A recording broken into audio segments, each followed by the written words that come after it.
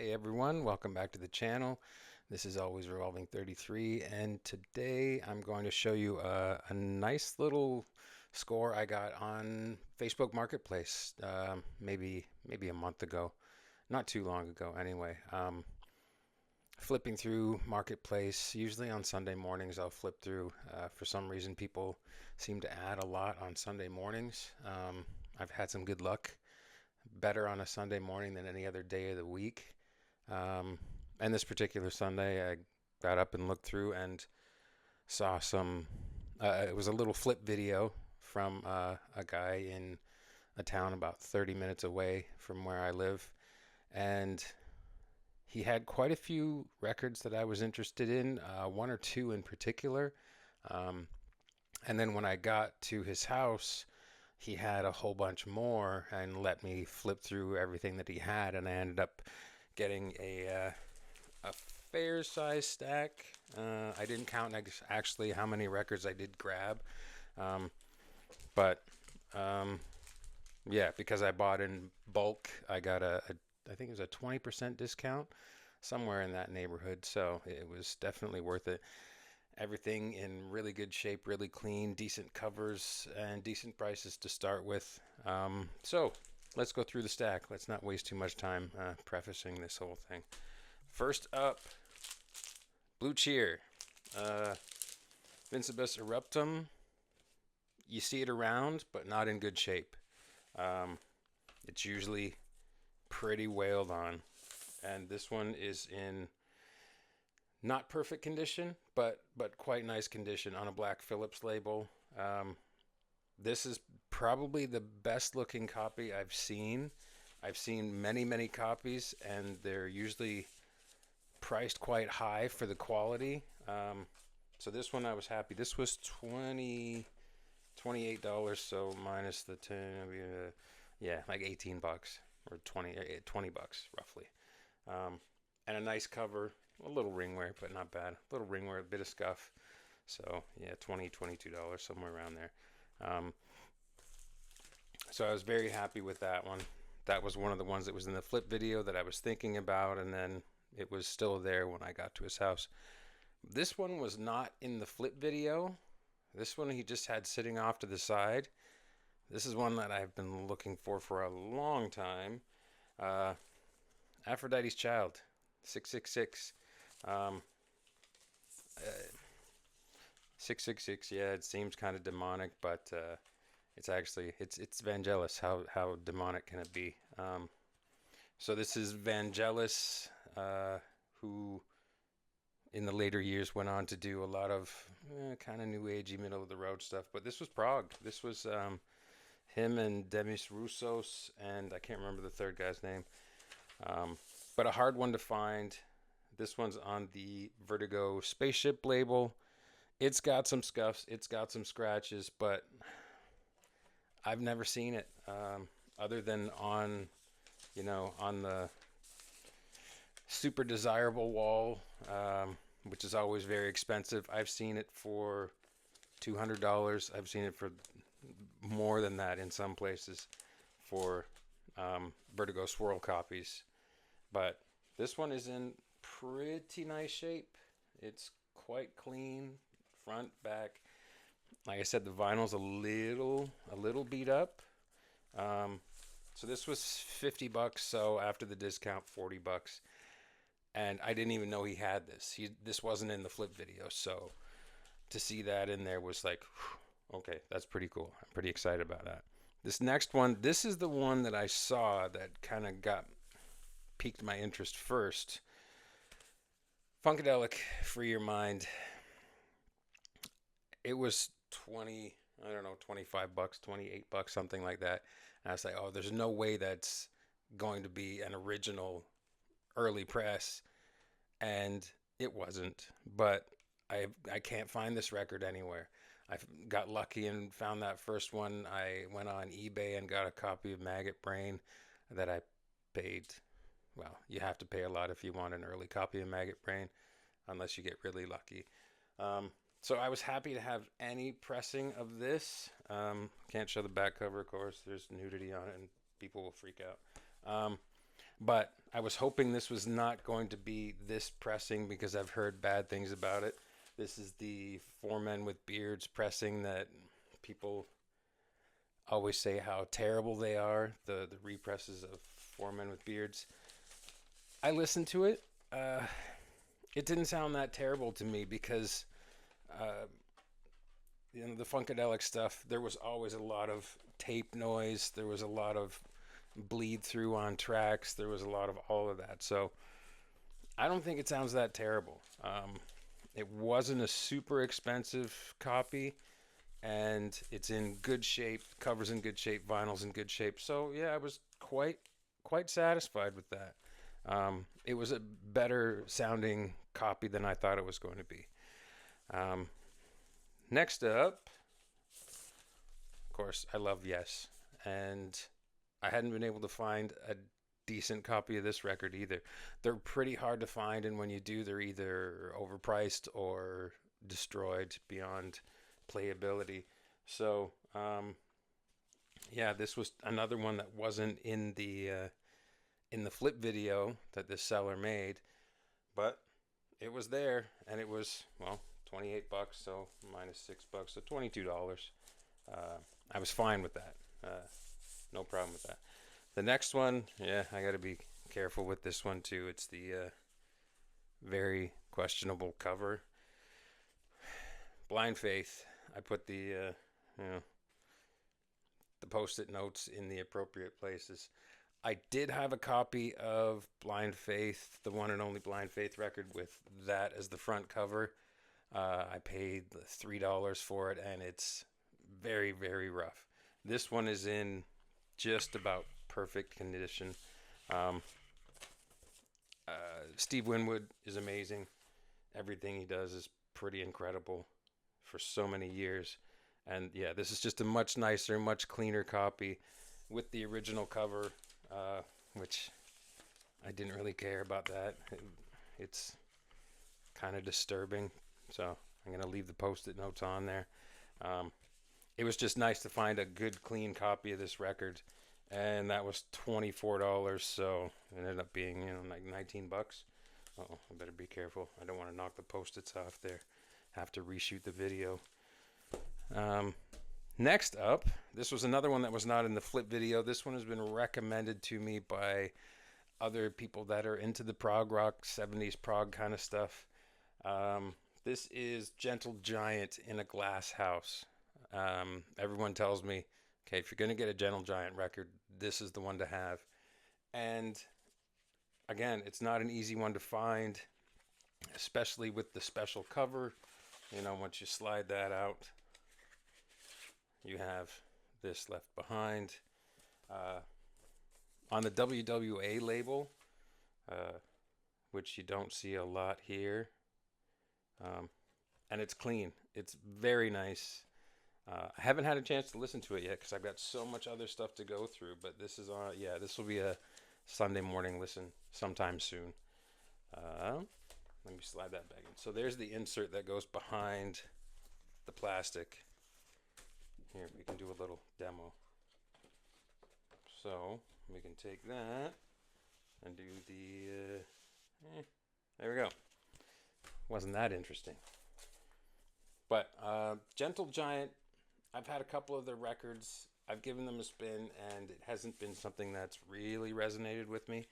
So I'm hoping that this one will be the one that changes my mind about Gentle Giant.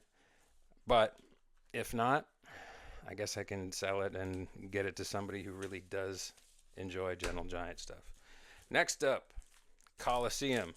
Those who are about to die salute you. Colosseum, another prog act. That's kind of my thing. That's what I listen to more than anything else. And a very nice cover. It's a little discolored here. I don't know what that's from, whether it was moisture or because the spine is good.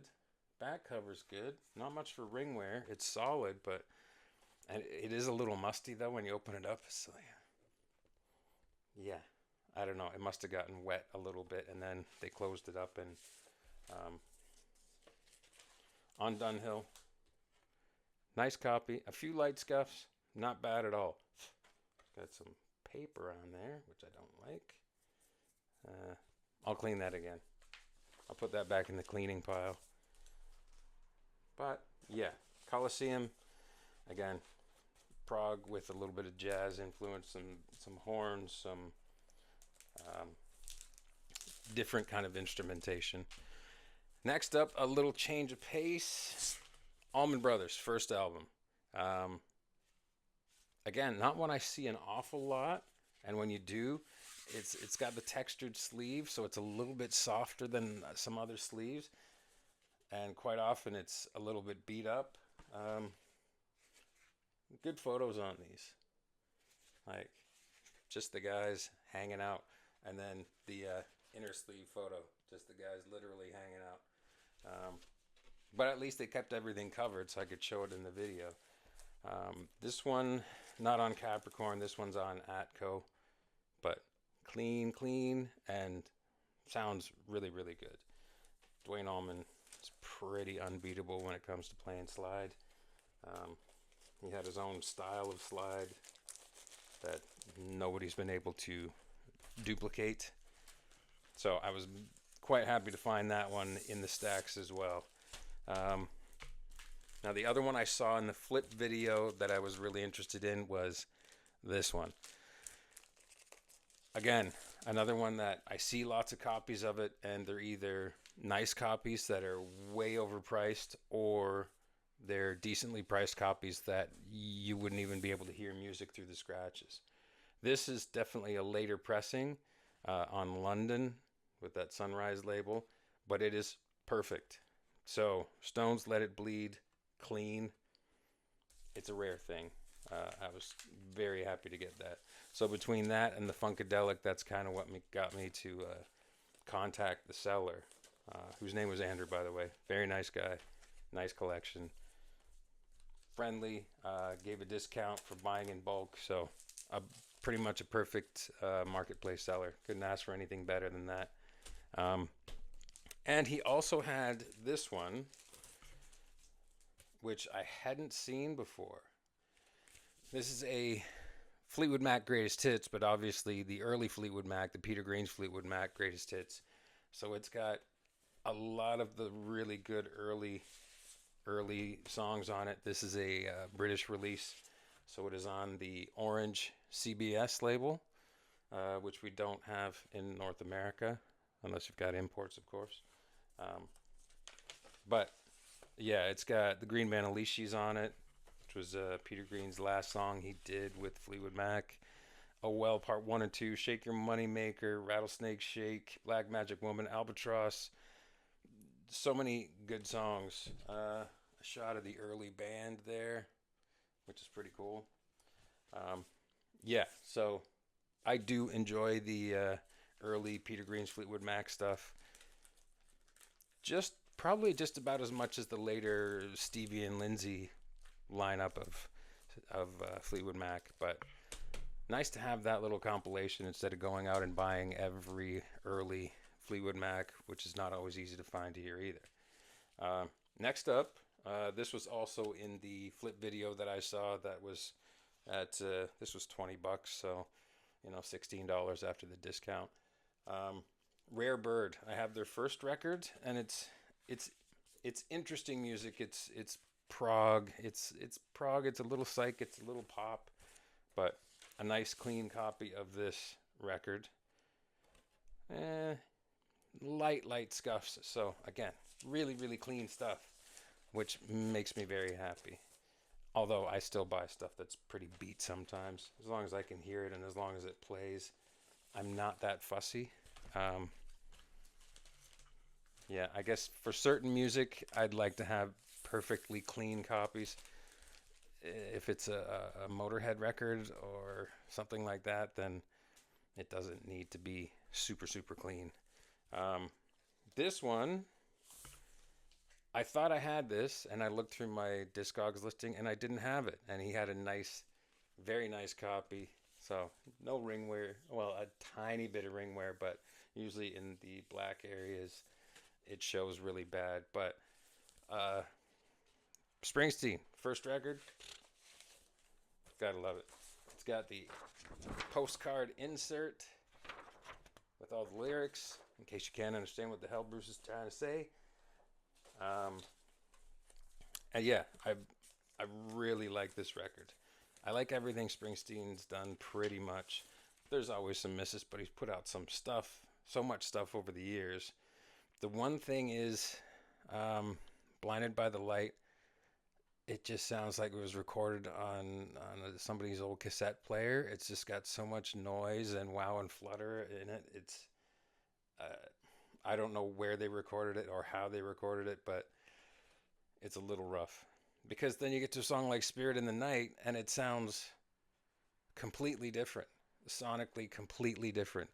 I think they must have gotten some money together before they recorded Spirits in the Night and actually went into a studio instead of somebody's basement.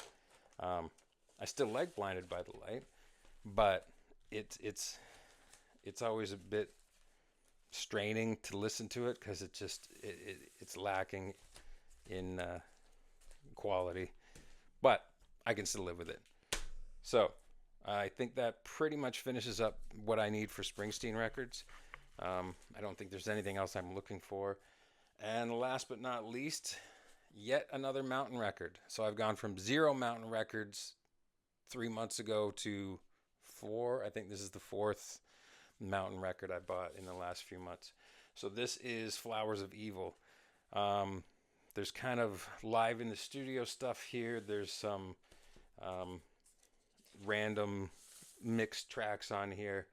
I think this might have been kind of slapped together at the end, maybe a contractual obligation, but it's a nice clean copy. And yeah, I've become a big fan of Mountain over the last few months. Yeah, it's not just the hits. They've got the tracks that are in between the hits are as good as the hits. And this is a nice clean copy, so happy to have that to add to the collection. And that was $12, so with the discount it was less than $10. So that was, yeah, a positive experience on Marketplace. So they can happen. Not all the time, maybe not even that often, but they can happen. So that was a good one. Okay, sorry, just had a bit of a brain fart kind of thing there, trying to think what I wanted to say to wrap up.